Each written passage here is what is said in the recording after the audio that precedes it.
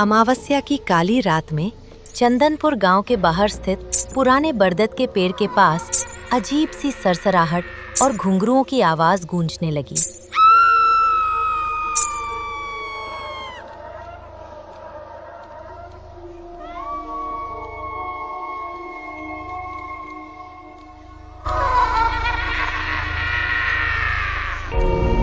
दादी, क्या सच में भूत की बारात निकलती है? गांव के आंगन में बैठे बच्चे अपनी दादी से उस रहस्यमयी बारात के बारे में पूछते हैं। हाँ बच्चों, कई साल पहले एक दूल्हे की मौत हो गई थी और तब से उसकी आत्मा हर अमावस्या को बारात निकालती है। चलो यार, आज देखते हैं कि भूत की बारात की सच्चाई क्या है। उसी रात शहर से आए 4 दोस्त राहुल, अमन, विक्रम और नेहा एडवेंचर के शौक में उस रहस्य की सच्चाई जानने का फैसला करते हैं। नए मेहमान आ चुके हैं। आज मेरी बारात पूरी होगी।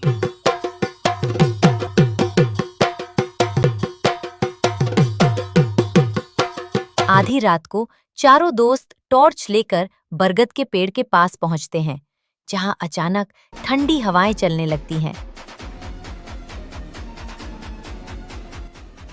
तुमने मेरी दुनिया में कदम रख दिया है। अब वापस जाना आसान नहीं होगा। यार, मुझे कुछ अजीब सा महसूस हो रहा है। क्या हमें वापस चलना चाहिए?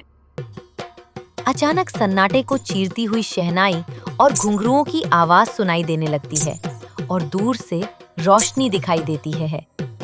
जैसे जैसे बारात करीब आती है, चारों दोस्त देखते हैं कि बाराती सफेद कपड़ों में है। देखो, मेरी बारात आ रही है। स्वागत करो हमारा।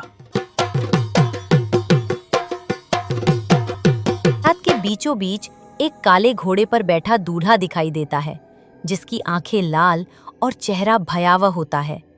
दूल्हे की नजर नेहा पर पड़ती है और वो धीरे धीरे उसकी ओर बढ़ने लगता है। तुम ही मेरी दुल्हन बनोगी। अब कोई हमें अलग नहीं कर सकता। नहीं, नेहा को छोड़ दो। हम तुम्हारे सामने हाथ जोड़ते हैं। राहुल को अचानक याद आता है कि दादी ने उसे एक ताबीज दिया था, जिसे वो तुरंत निकाल लेता। ताबीज के प्रभाव से दूल्हे की आत्मा कमजोर पड़ने लगती है और वो अपने अतीत की सच्चाई बताता है। ये पवित्र शक्ति मेरी ताकत को कमजोर कर रही है।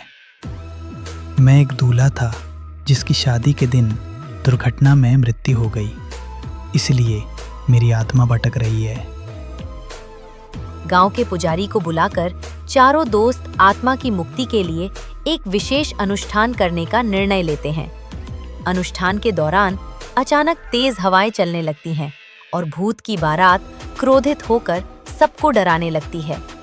मंत्रोच्चार और ताबीज की शक्ति से अंततः दूल्हे की आत्मा शांत हो जाती है और पूरी बारात धीरे धीरे धुएं में विलीन हो जाती है। अगली सुबह गांव में शांति लौट आती है और बरगद के पेड़ के नीचे केवल फूल और राख के निशान रह जाते हैं। धन्यवाद, तुमने मुझे इस अनंत भटकाव से मुक्त कर दिया। अब मैं मुक्त हूं, लेकिन मेरी कहानी हमेशा लोगों को याद रहेगी। अब यह आत्मा सदा के लिए शांति प्राप्त कर चुकी है।